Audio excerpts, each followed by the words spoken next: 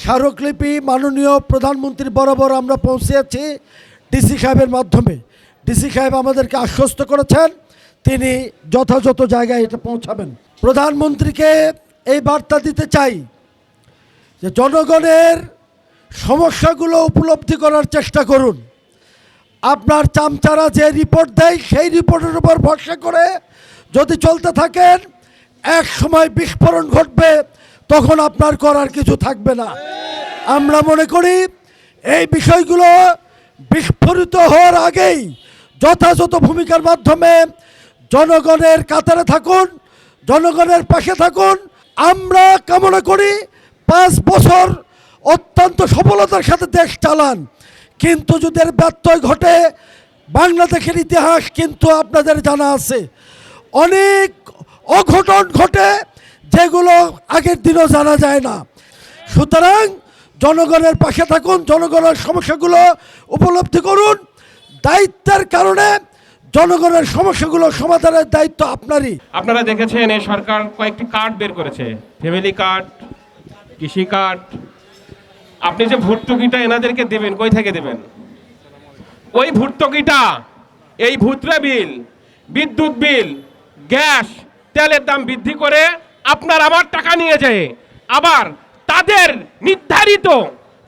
নির্ধারিত কৃষকদেরকে তারা এই ভর্তুকি দিচ্ছে।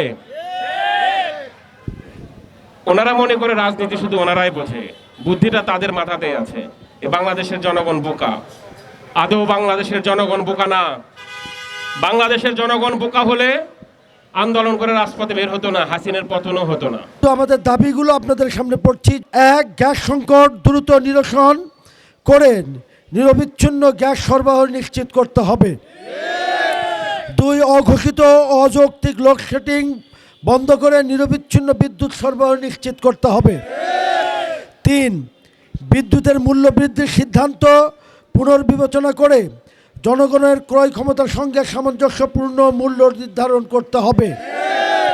4, ভুতুড়ে বিল আদায় বন্ধ করতে হবে এবং প্রকৃত মিটার রিডিং অনুযায়ী বিল প্রদান নিশ্চিত করতে হবে।